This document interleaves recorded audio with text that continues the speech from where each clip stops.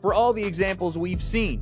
Him suing Showtime for $300 million, him foreclosing on multiple properties, him losing on investments on multiple properties, him buying a lot of depreciating assets, and him all of a sudden looking to box very much in the year 2026. Floyd losing money Mayweather, as the chatter says, is in dire straits financially.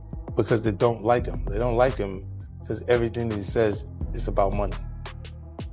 There's nothing else. There's no values. There's no... Like the people's champ, like Ali was standing for the same things. Right. The audience was standing for. You know, he doesn't have any of that. It's just money. You know what I'm saying? And that, he knows you don't like him. Some people will say, you know, he's suing now because of his gambling habits, which was not hidden. It was not a secret. He would post, not Teddy Atlas talking about anything that wasn't out there.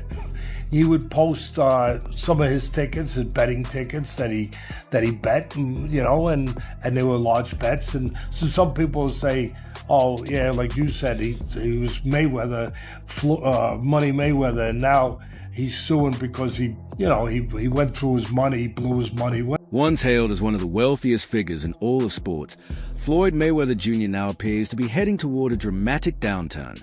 Across the boxing world, emotions are mixed shock, frustration, and disappointment as legal issues begin to surround him. On top of that, Manny Pacquiao could reportedly take legal action following Mayweather's recent remarks about their past showdown. To say what I feel, that's in their underwear in grandmother's basement or wherever the freak they are, taking pot shot at people because of their misery, because of their misfortune, because they're in a bad place. Shame on you. And shame on the people out there. I know that there's some of them. Everyone knows I don't really read that internet unless somebody shows me specifically some stuff. And I saw some of the stuff. I didn't want to see any more, so I told them, don't show me anymore. But I saw enough to see what was out there. People taking shots at a great fighter, Mayweather. Probably the same people that were, applauding him and saying how great he was at one point. And now they're taking shots at him. Like they're almost, like they get pleasure out of it. Fresh reports suggest Floyd Mayweather Jr.'s fortune might not be as secure as it once seemed, with claims of liens, foreclosures, rising debts, and heavily financed assets like luxury properties and his private jet. Creditors are reportedly closing in, even over unpaid jet fuel. On top of that, his comments about the Manny Pacquiao fight being just an exhibition have stirred controversy, especially since he allegedly took advance money for professional bow, raising concerns of a possible contract violation. Of Fundora and Thurman. Apparently he did an interview, said that it was an exhibition, that these guys didn't have anything to prove, that their legends were already set in stone, and that it would be an exhibition. He wasn't sure if it was going to be at the Sphere. Apparently, that is not true. According to a Boxing Scene article that interviewed Jazz Mathur, the CEO of Manny Pacquiao Promotions, said that, yes, the fight is contracted for the Sphere, booked at the Sphere, scheduled at the Sphere for September 19th. It is booked as a professional fight, not as an exhibition. It was never booked as an exhibition, which makes sense because Netflix got behind it, and I would assume that they would not want an exhibition. We said the other day, I think it was actually yesterday, we said that this fight has to be a real fight and not an exhibition because, one, Netflix is involved, two, Manny Pacquiao wants that get back, and two, also just betting lines. It's a huge aspect of this. On Twitter, Mike Carpenter called out Floyd Mayweather Jr. for his controversial remarks, pointing out they clash with Netflix's official announcement and could place him in breach of contract if he pushes about as an exhibition. Wade Plemon added that accepting signing bonuses and advance payments for a professional fight only to label it an exhibition raises serious concerns, suggesting Mayweather may be attempting to mislead both Netflix and Manny Pacquiao's team. He also referenced a past controversy involving Logan Paul, where Mayweather allegedly profited by promoting the event using another name, and likeness reportedly securing a $10 million payday. One person saying, it's a real fight. You got the promotion saying, this is a real fight. You got Floyd Mayweather saying, no, this is an exhibition. There's two things that are happening here. Either somebody messed up in paperwork or in communication or in some form of getting this fight together, misspoke to one of these guys, or Floyd Mayweather is trying to scam Netflix. That is the only two things that can be possible here.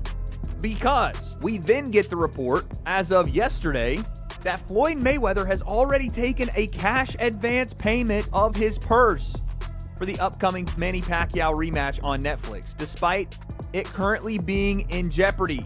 I don't even know how that's possible. Who gave him a cash advance before they even got to the fight? I understand like paying some up front to secure the fight, but paying everything? Maybe it's not what it is. Maybe the cash advance. One person saying this a real fight. You got the promotion saying this a real fight. You got Floyd Mayweather saying no, this is an exhibition. There's two things that are happening here. They risk everything. They risk so much. And then everything they took the risk for sometimes is lost. Whether it was Joe Louis, whether whoever. It never becomes not sad or unfortunate to hear. Never. It's look, you could say it's their responsibility. It is. It is. You got to know what's going on. But there are also sharks in this business, in any business. And sometimes these athletes, I wouldn't even specify fighters. We're talking about fighters. But you hear it in football, Bud. You were around it. You hear it in basketball. Sometimes these athletes, they don't have the right people around them to look out for them. You know. Jonah Renitz, a controversial entrepreneur closely tied to Floyd Mayweather Jr. and often linked to his post-boxing ventures and property deals, is now at the center of more legal heat on X-Fight Opinion reported that Manny Pacquiao's team is threatening to sue Mayweather over the Sphere fight on Netflix. But that's not the only looming lawsuit for either Mayweather or Renitz. Jonah had previously faced prison time, but new developments have shifted the story. Pacquiao insists this is a legitimate fight, not an exhibition. And since Mayweather has already signed the contract, he's obligated to face a fully sanctioned professional bout, not a real fight. Is that what he's feeling? But he signed a real fight. So it's for sure. Yes, the contract that we signed is a real fight. Real fight. Okay. Yeah, because I know he said. I want to fight an exhibition. No exhibition. It's either real fight or nothing. Yeah, it's a real fight. Yeah. The Sphere still in Las Vegas. That's the contract that he signed. I mean. Okay, so it's still happening then. Yes, to. Joe Rogan pointed out that Floyd Mayweather Jr. dominated the boxing scene for more than 10 years as arguably the sport's top American star. His 2015 victory over Manny Pacquiao stood out as the richest fight of its time, highlighting Mayweather's flawless defense, lightning fast hands, and a larger-than-life money-made persona that propelled both his fame and fortune. Changed the whole thing. Changed the whole thing. He knew what he was doing. He definitely did. It would have been an interesting fight had he fought Pacquiao when he was younger, in his prime. It would have been a very different Would have been fight. A more interesting fight. Much more different. Because Much more difficult any fight. go-forward physical warrior like Pacquiao is going to wear down. Right, exactly. And any brilliant counterpuncher like Floyd is going to retain more. Yeah. So he did. Yeah, it would have been much more interesting when they were younger. Also, the fact that Pacquiao fought him with a bum shoulder. That was a disaster, too. Money talks. Yeah, I mean, look, I guess he was faced with this thing, legacy, it was the biggest pay-per-view of all time in boxing, correct? I believe so. I believe so, and I think it was like 4 million buys or something crazy like that. It was huge. So, like, what? Floyd Mayweather Jr. has long been known for living large, splurging on high-end watches, exotic cars, and dropping massive checks like $18 million as if money carried no weight. He built an image of invincibility, seemingly untouchable and indifferent to financial limits. But now he has taken legal action against his former broadcast partner, Showtime, and its former president, Steven Espinosa, claiming he is owed $340 million. This lawsuit starkly contrasts the public image of limitless wealth with the intricate financial disputes lurking behind the scenes, proving that even a figure as celebrated and affluent as Mayweather can face serious battles when contracts, obligations, and money collide. T-Mill retired. I know some people gonna be like, well, you said I didn't want to say I was active because that's normal.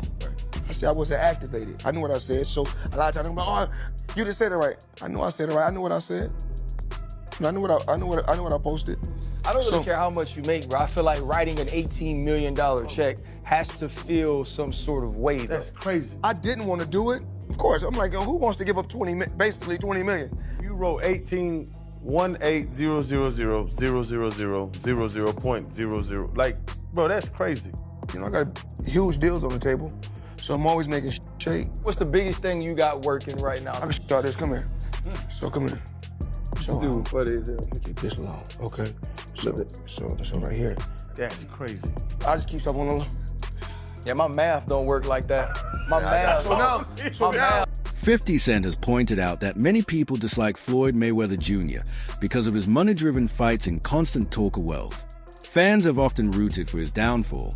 Yet, Mayweather has masterfully turned this negativity into an advantage. The criticism and animosity only boost pay-per-view numbers, generating enormous revenue. By skillfully harnessing both admiration and contempt, he cemented himself as one of boxing's wealthiest and most infamous figures, showing that even public scorn can become a source of profit when paired with unmatched talent, confidence, and a signature money-made persona that has defined his career fight for. And I'm like, and he said the prize. So it's okay for you to watch the fight. Don't nobody watch Floyd fight to see how amazing he is. They watch it for the opportunity to see him lose. Right. Because they don't like him. They don't like him because everything that he says is about money. There's nothing else. There's no values. There's no, like the people's champ, like Ali was standing for the same things. Right. The audience was standing for. You know, he doesn't have any of that. It's just money. You know what I'm saying? And that. Max Kellerman highlights that athletes like Floyd Mayweather Jr., who indulge in lavish spending and neglect smart investments, often face serious financial hurdles after their peak years. He stresses that even those who earn massive sums can run into trouble without disciplined money management. Kellerman notes that overspending without planning for the future inevitably leads to challenges once income slows. Using Mayweather as a case study, he illustrates how poor financial foresight can trigger legal battles, mounting debts, and even force a return to competition. The lesson is clear.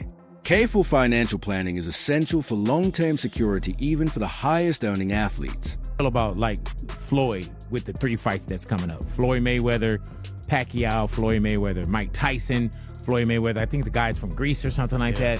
What do you feel about great champions doing these kind of fights as well? Or just these kind of fights that's going on? You need money. Damn. Yeah, when you need money. This is the problem with boxing. You think about financial literacy, right? And you talk about like NFL players or NBA players. There's support systems for those dudes. There's nothing like that for fighters. They got to figure it out all themselves. And if you're a fighter, that means you did not have options. Right. Yeah. It's not like basketball or football. If you could, like, by the way, football players couldn't play basketball or they play basketball. It's a better deal, right? That's if you can, you do. And boxers couldn't do either one of those things, right? They're too small or they got hurt, whatever it is. And so you're dealing with Max Kellerman has criticized Floyd Mayweather Jr. for mishandling his fortune, pointing to his lavish spending on luxury cars, watches, and high-stakes gambling. He warns that living extravagantly without a financial plan invites instability. Kellerman notes that many athletes face similar fates, retiring with little to show despite earning millions. He emphasizes that even elite earners need to manage money carefully, as impulsive splurges can quickly drain wealth. Mayweather's spending habits act as a cautionary example, demonstrating that constant indulgence and neglecting investments can create lasting problems, forcing even legendary athletes to wrestle with financial challenges later in life. Or kind of structure in place to help them at all. And so what usually happens with almost every fighter who ever lived, not everyone, but most of them, is they wind up going broke at a certain point, right? First of all, taxes, child support, all that kind of stuff, that promoters, this and that, and then just the way you spend your money. Could be bad investments. You could try to do the right thing and wind up with bad investments. You could just spend too much. And the thing is, if you're not the best in the world anymore, but you're one of, let's say, the 50 best in the world at what you do in your weight class, still hard to tell that dude, you can make $100 million. No, don't do that because you're old. Wade Plemons reports that Floyd Mayweather Jr. has already collected a cash advance for his anticipated Manny Pacquiao rematch on Netflix, being confirmed by both ESPN and journalist Mike Coppinger. Clemens notes that Mayweather has a long history of accepting advances and manipulating fight promotions to safeguard his perfect 50-0 record while still profiting. He points to past exhibitions against Deji and Logan Paul where Mayweather demanded massive sums or threatened to pull out. Now, Clemens warns that these tactics could land him in legal trouble as Pacquiao's team claims Mayweather signed 3 separate professional fight contracts, received multiple payments, and took an additional advance painting, a pattern of financial maneuvering that could trigger lawsuits. Believed, and this is via ESPN, this is not, random Twitter person reporting this. I think Mike Coppinger also reported the same thing. If this is to be believed, Floyd took a cash advance and then undermined the promotion of his own fight to try to protect his 50-0 record and still make a bag. Floyd has done this for years. He has done this for years, especially after his pro career. When he was doing these exhibitions, he would not show up to things he was obligated to do, take advances. Even the Deji fight, you can ask Deji, I was there. Floyd demanded that they pay him some insane amount of money or he wasn't going to fight Deji while he was at the venue. And they wanted to change gloves and do all this stuff. And I think they actually did it. They paid Floyd to do it. And I've seen this with a bunch of his exhibitions. And obviously we know about the Logan Paul situation, how Floyd shopped his fight to a different company after essentially scamming royalty. Jason Whitlock points to widespread speculation surrounding Floyd Mayweather Jr.'s finances, including claims of bankruptcy, property auctions, and dwindling cash, which some say explains his bout with Mike Tyson. Whitlock notes that Mayweather spent extravagantly in Las Vegas trying to maintain a glamorous lifestyle while projecting relativity and flaunting wealth. He critiques his behavior as a cautionary tale, warning about the risks of living for image and culture over financial responsibility. Now at 49, Mayweather's return to the ring reflects the lasting consequences of overspending and poor money management, even for someone who once stood at the pinnacle of boxing. There are rumors and stories coming out about Floyd Mayweather, him auctioning off property, him being in bankruptcy, him being out of money, and that's why he's going to fight Mike Tyson. Saw this incredible tweet where a guy listed all the things Floyd Mayweather wasted money on while living in Las Vegas and just living for the culture. That's what Floyd Mayweather is an example of. The stupidity of living for the culture and trying to be relatable and trying to be this incredible icon or example of, look how much money I've made. He's blown it all, and now at 49 years old, he's got to go back into the boxing ring and continue to fight because he's... Pauli Malignaggi suggests that Floyd Mayweather Jr.'s controversial remarks could actually become the fight's biggest promotional hook. By making daring statements and igniting debate, Mayweather keeps the spotlight on the matchup, driving conversations and viewership. Pauli notes that whether Mayweather labels a fight as an exhibition or a professional bout, it could all be part of a calculated plan to build hype. This buzz, fueled by controversy, boosts public interest and pay-per-view numbers. In essence, the more people argue and react to his words, the more attention and revenue the fight generates, suggesting Mayweather may be deliberately leveraging public outrage and curiosity as a marketing strategy. Ultimately, Mayweather has to agree to,